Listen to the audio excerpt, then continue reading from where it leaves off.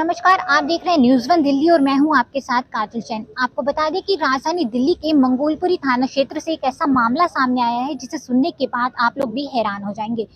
54 वर्षीय महिला जो कि अवंतिका एन्क्लेव में रहती है, बीते 2 जनवरी से गायब थी, जिसका जो शव है वो नांगलोई के कब्रिस्तान से बरामद किया गया है। आइए जानते हैं क्या कुछ है पूरा मामला। जुड़ेंगे सीधा परिवार से और जानेंगे कि क्या क्या घटना इस महिला के साथ घटित हुई। मम्मी 2 तारीख को निकली थी घर से और उसके बाद हमने हर जगह में ढूंढा, हमें मिली नहीं। और जो हमें मिली है कल पता चला मम्मी का, तो बहुत ही ब्रूटली तरीके से मम्मी को मारा गया और उनको टॉर्चर किया गया, ऐसा लग रहा है किडनैपिंग की गई है। और जो सस्पेक्टेड थे वो हमने पुलिस को बताए हैं और वो अपने एंड से कर रही काम। बाकी इससे हमें ये डर है आप कि लोग को पहले से शक था? हम लोगों ने सस्पेक्टेड बताए थे पुलिस को, बाकी वो अपने एंड से काम कर रही है जो भी है। ये 2 तारीख को कहाँ गई थी, निकली कहाँ? 2 तारीख को घर से निकली थी मम्मी, क्या तो कि अभी आ रही हूँ तुरंत।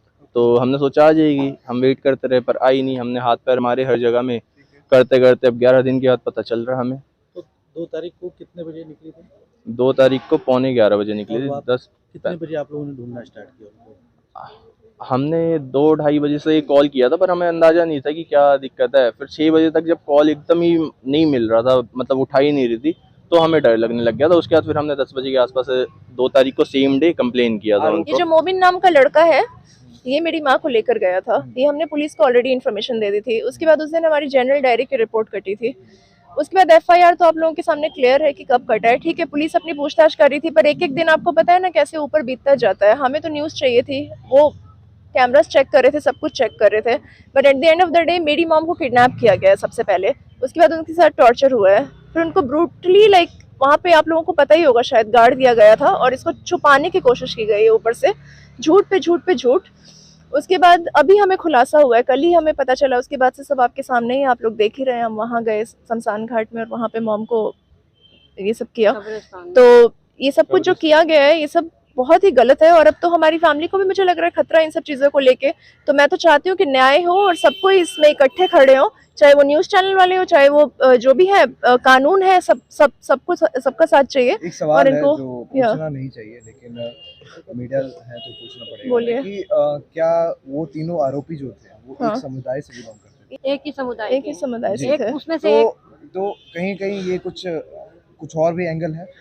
इसमें हम कुछ कमेंट नहीं कर सकते, आप लोग देखिए, क्योंकि हमें इसमें हेल्प चाहिए और सबकी हेल्प चाहिए। पहले कभी मदर ने बताया था कि किसी से कोई थ्रेट है या कोई ऐसे? नहीं, मॉम उधार देती थी पैसे थोड़ा बहुत, तो बस वही है, उसी का फायदा उठाया गया है। ये लोग पैसे वापस नहीं दे रहे, तो क्या कोई थ्रेट पहले मिला है? नहीं, हमारी नॉलेज में नहीं था। पहले कोई अटेम्प्ट? नहीं, पहले पहले अटेम्प्ट होता तो हम पहले ही ना देते लिख के, हम वेट करते इस दिन का। पर अब हमारे ऊपर कोई अटेम्प्ट ना हो, ये आप सबकी रिस्पॉन्सिबिलिटी। आप न्यूज़ छापने आ जाते ये भी पब्लिश कीजिएगा जो मैं बोल रही हूँ। अब ये हर न्यूज़ चैनल वाले की रिस्पॉन्सिबिलिटी है, हर थाने वाले की रिस्पॉन्सिबिलिटी है और ये कानून की रिस्पॉन्सिबिलिटी है। आपने कोई सुरक्षा की मांग की है पुलिस से?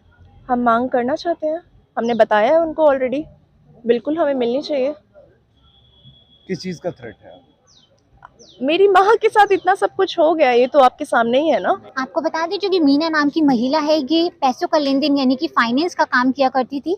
जो मोबिन खान है, जो मामले में हत्या का जो मुख्य आरोपी है, वो बताया जा रहा है। आपको बता दें कि मीना ने उनको कुछ पैसे दिए थे। जब वो पैसे अपने वापस मांग रही थी और मोबिन के द्वारा जब वो पैसे नहीं लौटाए जा रहे थे, तो महिला उनसे मिलने के लिए जाती है और मोबिन उन्हें अपने कमरे पर ले जाता है, जिसके बाद अपने 2 दोस्तों रेहान और नवीन के साथ मिलकर तकिए से उनका मुंह दबाकर उन्हें मौत के घाट उतार देता है। ये 1-2 मोबिन है, एक नवीन नाम का लड़का है, तीसरा लड़के का नाम रिहान है। ये तीनों, ये मोबिन और नवीन जो थे, ये दोनों मम्मी से पहले भी मिला करते थे। तो इनका फ़ोन 4-5 दिन से मम्मी के पास आ रहा था लगातार। तो मम्मी इनसे मिली है। उसके बाद 2 तारीख की सुबह मम्मी निकली है, इससे मिली है। तो उसके बाद इन्होंने शाम को मम्मी को मार दिया, जैसा कि पुलिस वालों ने बताया हमें। रोजमल स्टेडियम के पास इन्होंने कब्रिस्तान में दफना दिया। कब्रिस्तान में दफनाने का क्या मतलब बनता है इनका? एक हिंदू लेडी को तुम कब्रिस्तान में दबा रहे हो जाके। और सर मुझे ये भी शक है कि इस केस के अंदर और भी लोग मिले हो सकते हैं। कैसे पता चला आपको कि माताजी का?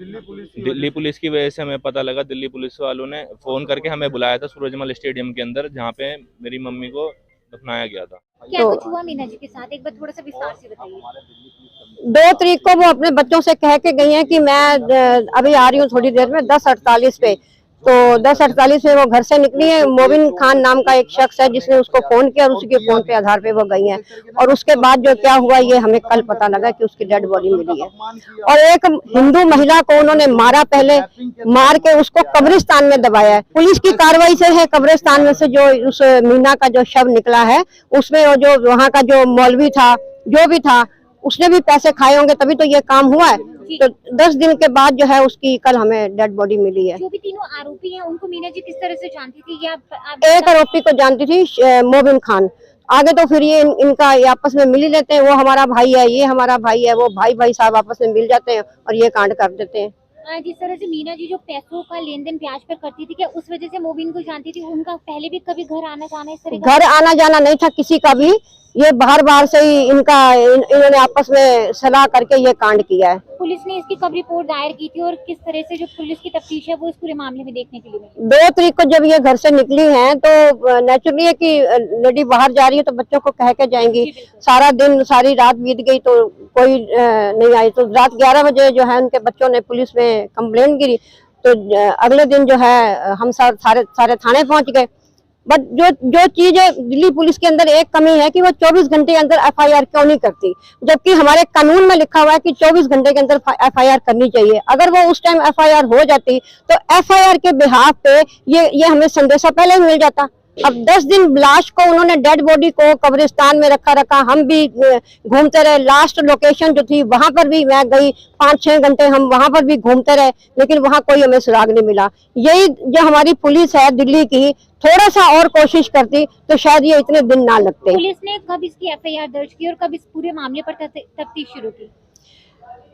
FIR उन्होंने जैसे 2 तारीख को गई है तो आज कितनी 12 तारीख है, 7 तारीख को 7 तारीख को FIR दर्ज करी है। तो FIR के बिहाफ पे हम उनकी कॉपी लेके फिर मैं इन बच्चों को लेके एडिशनल DCP ऑफिस के पास उनके पास गई। तो मैंने उनको सारी हिस्ट्री बताई तो उन्होंने फिर हमारे सामने फोन किया तो बोला उसको ढूंढो।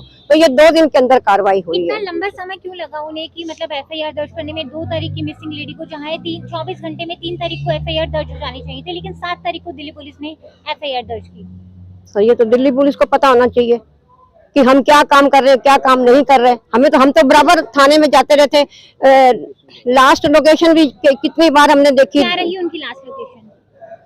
लास्ट लोकेशन तो जैसे ये मोबिन खान मांगेराम पार्क रहने वाला है तो उसके आगे बेगमपुर पड़ता है। तो वहां तक पुलिस जो है वहां तक चक्कर लगा के फिर वापस आ जाती। और जो उनकी डेड बॉडी निकलवाई गई है वो कहाँ से पुलिस ने कहाँ से बरामद की है? नांगलोई कब्रिस्तान। नांगलोई कब्रिस्तान। अब मुस्लिम समुदाय के लोगों ने ये साबित कर दिया है कि हिंदू उनकी मदद के लिए कहीं भी आगे ना आए। जिस तरीके से पैसे दे करके उनकी मदद की गई थी और अपने पैसे को रिकवर करना वापस मांगना तो कोई गुनाह का काम है नहीं। उनकी मदद किसने की थी? मीना वाधवा जी ने जी उनकी हेल्प की गई थी पैसे दे करके और अपने पैसे मांगने के लिए वो वहां गए थे।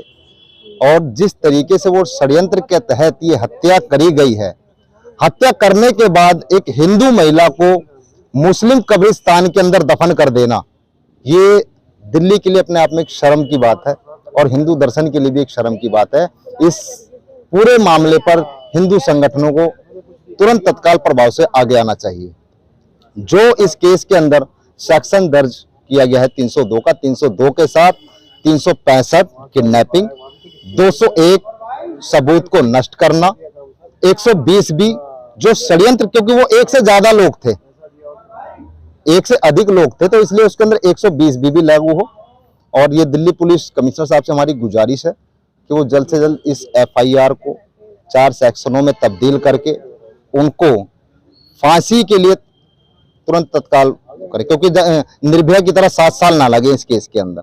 आपने सुना कि इस पूरे मामले पर परिवार का क्या कुछ कहना है, किस तरह से उनकी मां 2 तारीख की सुबह घर से जाती है और उसके बाद लौटकर नहीं आती, जिसकी तफ्तीश के लिए वो लोग पुलिस को इंतला करते हैं और पुलिस जब इस पूरे मामले पर संज्ञान लेती है तो सीसीटीवी फुटेज की सहायता से ये पता लगा पाती है कि मोबिन नाम का एक युवक जो कि अपने 2 और साथियों के साथ कब्रिस्तान में मीना जी की जो बॉडी है उसको दबा देते हैं, जिसके बाद जब वहां से उनकी बॉडी निकाली जाती है तो पुलिस इस पूरे मामले पर अच्छे से संज्ञान लेती है। ज्यादा से ज्यादा इस खबर को शेयर कीजिएगा और ये बताइएगा कि किस तरह से अब जो यहाँ पर मीना जी के परिवार है सुरक्षा की मांग कर रहा है, किस तरह से उनको सुरक्षा यहाँ पर मिलनी चाहिए और किस तरह से यहाँ पर मीना जी को इंसाफ मिले, उनके परिवार को इंसाफ मिले। इस खबर को ज्यादा से ज्यादा शेयर कीजिएगा, साथ ही कमेंट बॉक्स में अपनी राय जरूर दीजिएगा कि इस पूरे मामले पर आपकी क्या कुछ राय है।